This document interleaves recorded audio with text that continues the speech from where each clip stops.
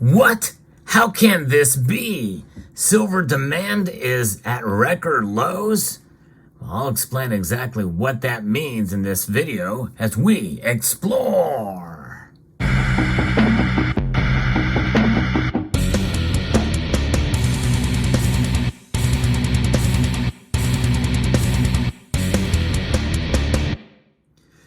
There is a paradox amidst us in the silver market.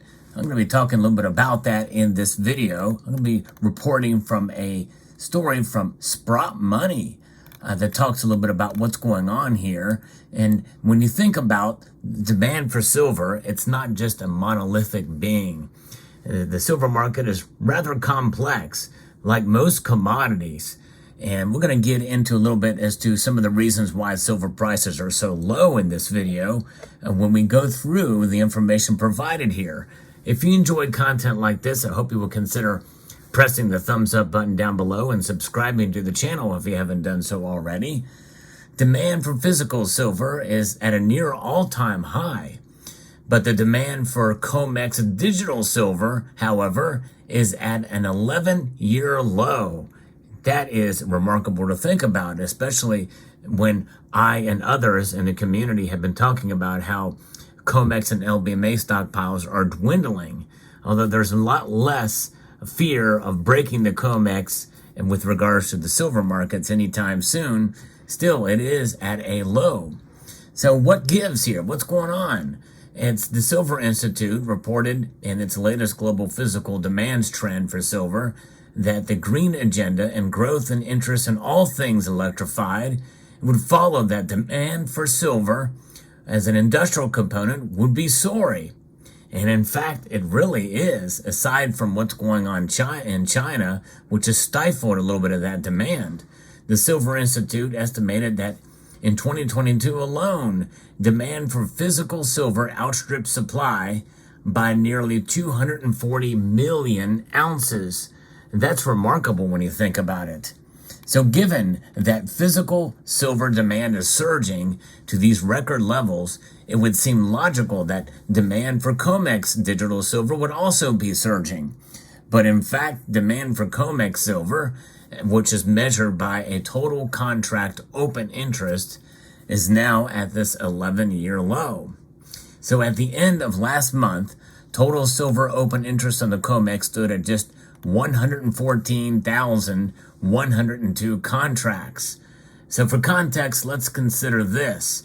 A total open interest at 2023 was about 131,990 contracts. The highest level of open interest last year was 168,283 contracts, which was on March the 8th of 2022.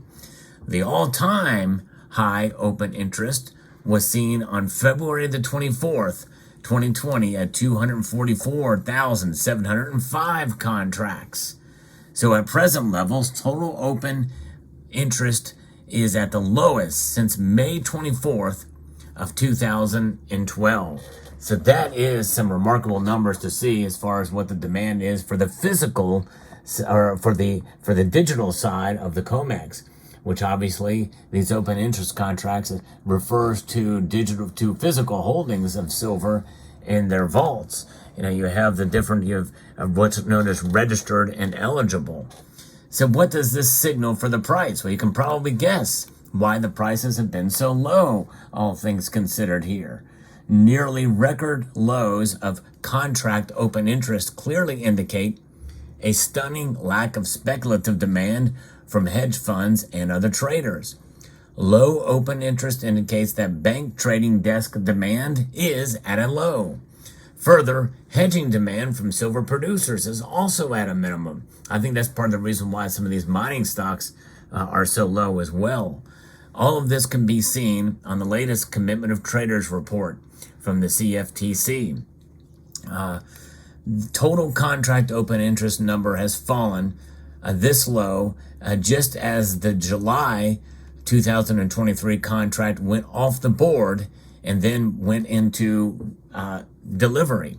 However, in periods of average speculative demand, a great amount of contract open interest simply rolls from the expiring front month In this case, from the July 2023 into the new front month, which is coming up in September. The sharp drop-off in direct rolls shines the light on the abysmal current level of speculative demand. It's that speculative demand that we need to watch going forward. Right now, silver isn't even on the speculative radar in that case. This is for digital silver, digital representations, which remember, that is just an exposure to the price. It does not necessarily reflect that it's being backed by the physical ounces, which is why so many, especially in the silver squeeze movement, want to break the COMEX. That's has been their goal. So far, it's not happening. It's not going to happen anytime soon. Why would it even be when other trades like Bitcoin and the NASDAQ are currently so popular? Well, history and experience has taught that silver, and this is very important because silver itself and just about every other commodity tends to find a price bottom when speculative interest is at a minimum. Yeah, it makes sense. Right now, judging by the open interest total, speculative interest is near an all-time low. While this does not mean that the price is immediately headed higher, it does suggest, though, that the downside from here is limited. In other words, we're probably near the bottom for silver's price. I have actually made a mid-year prediction that by August we may silver fall below $21 an ounce. That may be a little bit less likely now. We may be at near the bottom, which means that the upside for silver is just around the corner to where we might start to see prices rise again to, I'm talking about heading back up into the high 23s, moving into $24 and surging maybe even past $25. And this actually bolsters my case for a bullish outcome for silver by the end of the year, of which I have made a $28 silver call by the end of December 2023. Will it happen? I don't know. I do it just for entertainment purposes, just for fun. Just like I like to handle these silver pieces just for fun and look at them. You got to have the same type of thing here when you speculate. Speculation on silver's price, should just be for fun and for entertainment purposes. And that's kind of what I do. No one should make any trades, make any calls, do any kind of buying or selling based off of anybody's calls on silver or predictions. And that includes me, because with regards to silver, I have been wrong more than I have been right. With regards to gold, I've been right more than I've been wrong. But still does not mean I can't be wrong on gold either. But nonetheless, this is where we are at. It's amazing to see that silver demand really, where it counts, in terms of price is concerned, is at a record low.